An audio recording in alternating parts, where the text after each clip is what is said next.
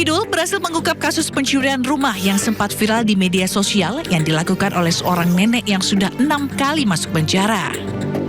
Saat beraksi, pelaku cukup nekat karena dilakukan siang hari dan saat pemilik rumah berada di dalam rumah. Pelaku membawa kabur perhiasan emas serta sejumlah barang berharga lain senilai jutaan rupiah. Saat beraksi, pelaku selalu membawa keranjang dan mencari rumah dengan pintu tak terkunci dengan modus pura-pura tawarkan sayuran atau barang bekas. Polisi berhasil menangkap pelaku di rumahnya di wilayah Samas, Kabupaten Bantul. Bahwa si pelaku ini selalu menggunakan sarana yang bronjong atau kronjot yang seperti dilihat di samping itu, selalu menggunakan itu. Kemudian menyaru ketika si pelaku ini ketemu dengan si tuan rumah ini, terus kemudian si pelaku ini nyaru sebagai penjual bawang merah, penjual buah-buahan, pencari barang bekas atau rosok seperti itu.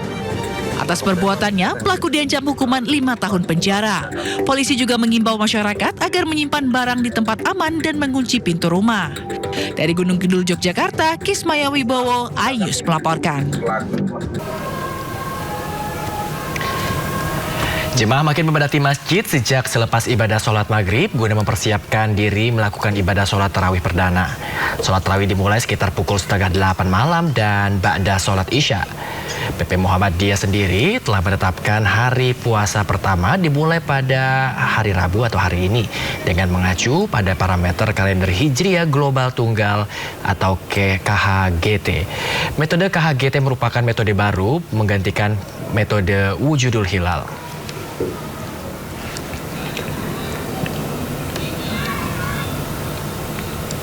Ya, sementara itu di Yogyakarta, pengurus Masjid Jogokarian juga menggelar sholat tarawih pertama di bulan Ramadan 2026. Masjid Jogokarian Yogyakarta gelar sholat tarawih perdana malam ini pemirsa atau kemarin. Sesuai dengan keputusan dari pimpinan Pusat Muhammadiyah yang menetapkan 1 Ramadan jatuh pada Rabu 18 Februari 2026. Keputusan ini berdasarkan hasil hisab hakiki Majelis Tajrih dan Tajdid PP Muhammadiyah yang berpedoman pada prinsip kalender Hijriah Global Tunggal. Sementara itu, Masjid Jogokarian selama bulan Ramadan akan menyediakan menu berbuka puasa gratis sebanyak 3.800 porsi.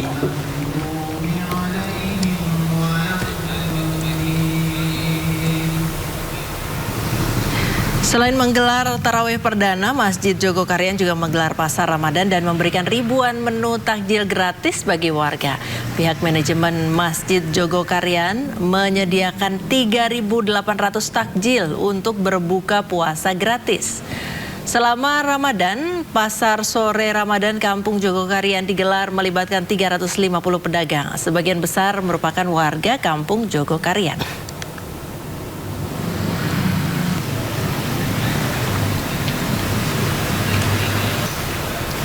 Ya, pemirsa, menyambut Ramadan, ribuan warga di Kebon Jeruk, Jakarta Barat mengikuti pawai obor dengan berjalan kaki lebih dari 5 km. Iya, sementara pawai obor di Pademangan, Jakarta Utara, pemirsa, dimeriahkan warga yang memakai kostum hantu.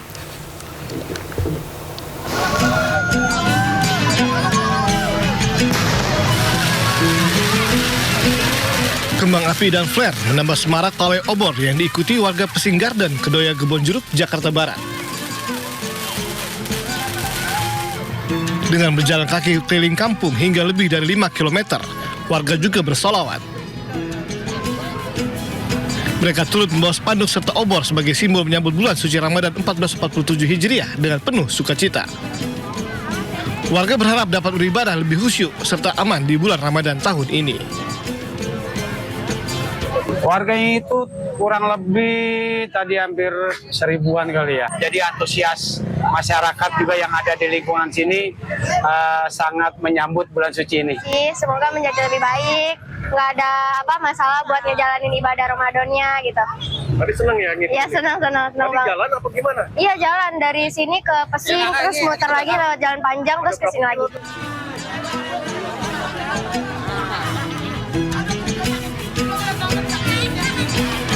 Sementara itu, ratusan warga RW 2 Pademangan Barat, Jakarta Utara juga gelar pawai obor keliling kampung. Tidak hanya dimeriahkan dengan kembang api, pawai obor kali ini sangat menarik karena diramaikan oleh beragam jenis hantu seperti tuyul, pocong, dan kuntilanak. Di bulan suci Ramadan nanti, pihak RW setempat juga akan mengadakan musik kamling di malam hari untuk menghindari adanya aksi tawuran dari anak-anak muda.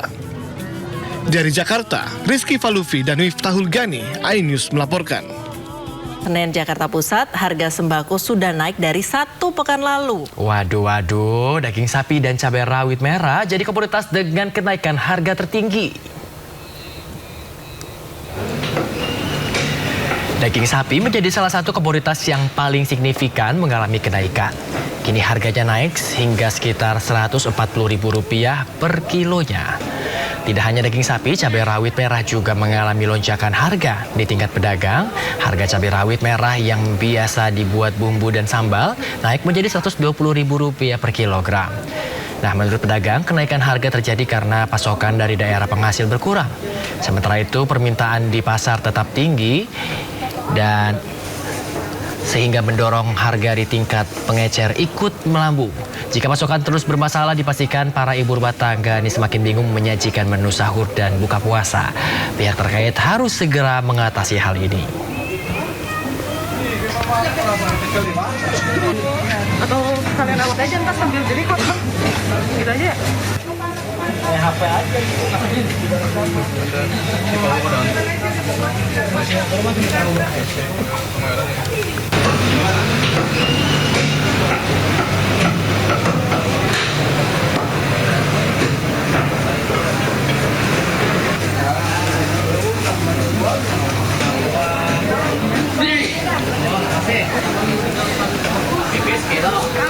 Hari ini menurut pantauan kami di Pasar Senen Jakarta terpantau sejumlah komoditas mengalami kenaikan harga, salah satunya yaitu daging.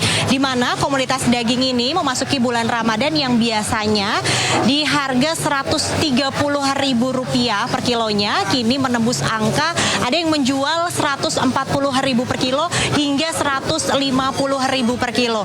Dan memang memasuki bulan Ramadan ini tentunya permintaan pembelian dari daging sapi ini mengalami peningkatan karena memang memasuki bulan puasa ini ternyata banyak masyarakat yang berbelanja daging sapi. Saat ini saya berada di ruko milik Bapak Haji Kiki. Saya akan berbincang nih bagaimana pantauan, apakah hari ini pasokan stabil atau seperti apa, Pak? Kalau pasokan untuk sementara ini alhamdulillah stabil untuk pasokan, tetapi untuk di harga ya kita nggak menutup kemungkinan itu di harga di 14.5 mencapai 15 gitu aja. Nah, normalnya ini kan biasa sekilonya 130 sampai 135.000 per kilonya, Bapak. Nah, untuk kenaikan harga berarti sudah mencapai 5.000 sampai 10.000 rupiah. Ini sejak kapan, Pak, kenaikannya? Sejak dia 2 minggu yang lalu. 2 minggu yang lalu itu udah ada kenaikan. Soalnya tiap hari itu ada kenaikan, Bu. Masalahnya kalau harga daging itu dari pemerintah udah patokan dari harga faktur, di harga 55 itu patokan pemerintah. Tetapi kita sebagai pedagang itu ngambilnya dari karkas, dari bukan dari pit plotter, ngambilnya dari pengepul seperti Dharma Jaya gitu. Itu harga karkas itu sekarang mencapai 108, 107, 108 gitu. Tapi untuk pantauan saat ini, Pak, dari RPH sendiri apakah juga mengalami peningkatan harga atau ada faktor lain sih, Pak? Kalau peningkatan harga dari pemerintah nggak ada.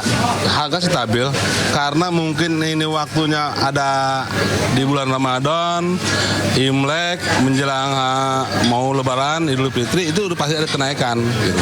Nah, prediksi Bapak nih sebagai pedagang daging untuk harga sendiri apakah nantinya semakin mendekati Lebaran ini juga akan mengalami kenaikan harga? Itu udah pasti.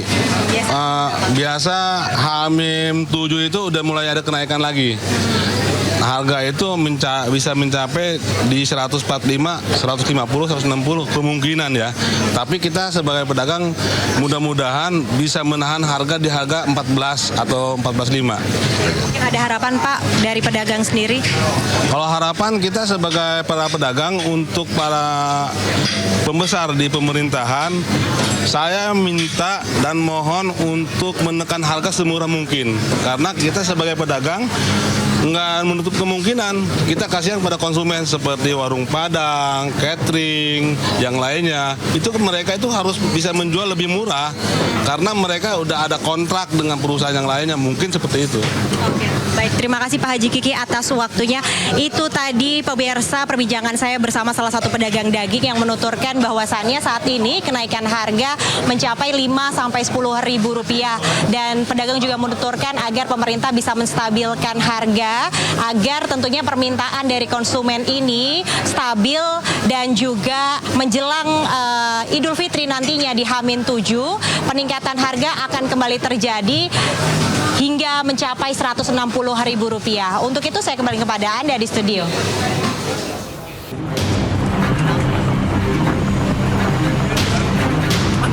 Petugas penanggulangan kebakaran dan penyelamatan sektor Pademangan menerima panggilan darurat ada 2 pekerja terjebak di gondola di Pademangan Timur. 5 personil diterjunkan dan langsung bergerak cepat menuju lokasi kejadian dengan membawa peralatan yang dibutuhkan untuk evakuasi. 2 pekerja bernama Dedi, 29 tahun, dan Ridwan, 35 tahun, terjebak di lantai 18 gedung setelah klep seling mereka terputus saat melakukan pemeliharaan gedung. Kepala Regu Gulkarmat Sektor Pademangan, Tatang Suryadi, mengatakan evakuasi berjalan dramatis lantaran petugas menggunakan tali seling untuk mengevakuasi mereka yang sudah terjebak hampir 1 jam ke lantai 18. 2 orang pekerja yang sedang melakukan pemeliharaan gedung, namun ketika ingin naik ke atas, tali dari kren gondola tersebut mengalami trouble sehingga membuat putus dan tidak bisa menaik. Nah, kita mendapat laporan, kita meluncur, dan kita alhamdulillah kita evakuasi, kita sampai dengan cepat, selamat dengan menggunakan rangkaian sistem jetrik. Jelaskan Bang, mereka terjebak di lantai berapa? Para pekerja terjebak di lantai 18. Kedua pekerja ini pun dapat dievakuasi dalam keadaan selamat. Kejadian ini menjadi pengingat pentingnya keselamatan kerja. Dari Jakarta, Rizky Falufi, iNews melaporkan. Di kode begini, nah ini korban-korban semua, ini ada korban, kasihan yang ada selamat, alhamdulillah anak-anak selamat. Ini kami sudah berada di darat. Ratusan penumpang KM Intim Teratai berhasil menyelamatkan diri dengan berenang ke Pulau Makian usai kapal menabrak karang dan kandas di pesisir Pulau Makian, Kabupaten Halmahera Selatan, Maluku Utara. Insiden kandasnya kapal terjadi di sekitar 24,66 mil dari kota Ternate sekitar pukul 4.45 WIT. Setelah kandas, kapal KM Intim miring di perairan Pulau Makian, wilayah Kabupaten Halmahera Selatan. Teratai yang mengalami kandas di perairan Makian, Kabupaten Halmahera Selatan, Provinsi Maluku Utara. Saat ini kami bersama tim SAR gabungan dari Polair, Polda Maluku Utara, Lanao, Ternate, KSOP Ternate sedang dalam proses perjalanan dan akan melakukan evakuasi. Seluruh penumpang dikabarkan selamat dan penyelamatan dilakukan oleh tim SAR gabungan dari Ternate. Dari Ternate, Maluku Utara, Ismail Sangaji, iNews melaporkan.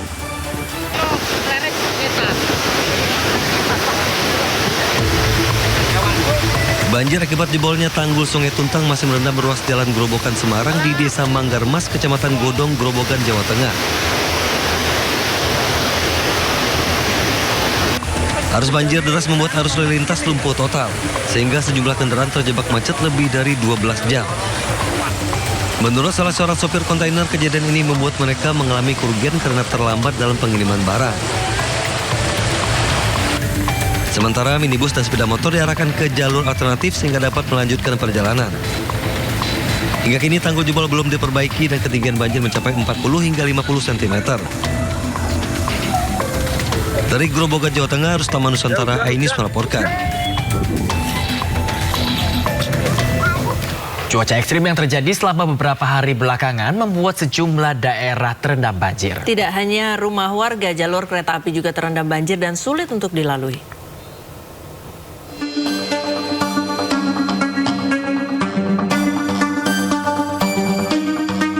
Hujan deras yang mengguyur Jawa Tengah membuat sejumlah daerah terendam banjir. Bahkan di Demak, tanggul sungai Cabean di desa Tologoweru jebol.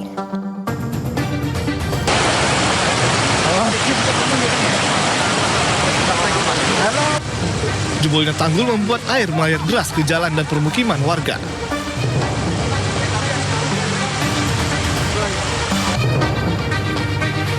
Tak hanya itu, sejumlah fasilitas kesehatan pun terendam banjir. Salah satu di Rumah Sakit Kebon Agung di Demak, Jawa Tengah.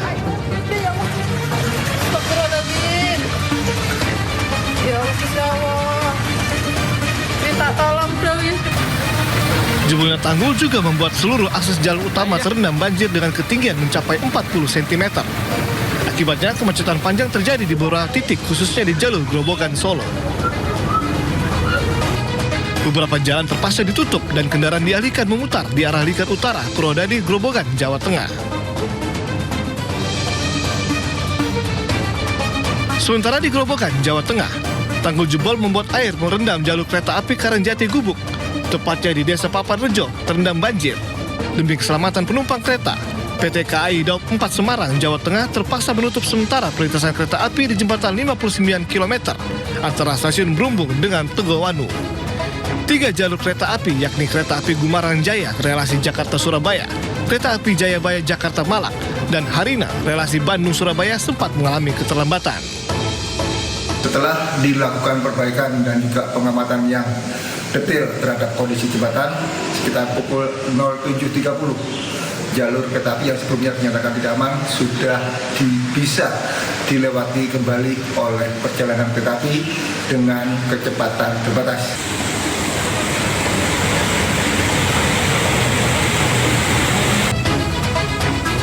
Saat ini air sudah mulai surut, kereta api pun sudah bisa melintas perlahan. Tim Liputan iNews melaporkan.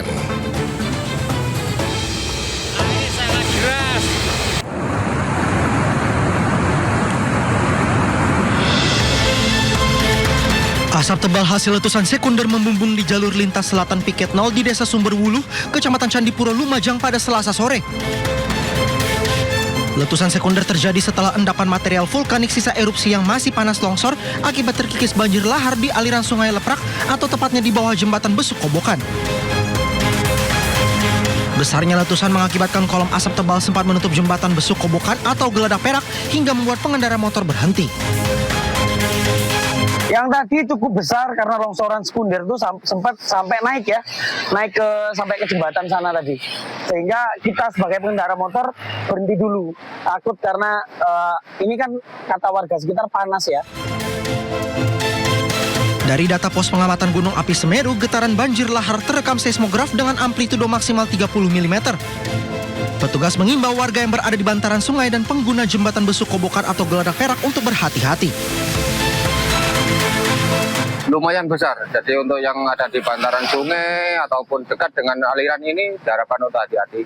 Ditakutkan ya sekunder bisa mencapai dari bawah sampai dari Geladak Perak begitu. Sementara itu, meski kolom asap letusan sekunder sempat menutup jembatan Geladak Perak, namun jalur yang menghubungkan Kabupaten Lumajang dengan Kabupaten Malang ini tetap dibuka. Dari Lumajang, Jawa Timur, Yayan Nugroho, iNews melaporkan.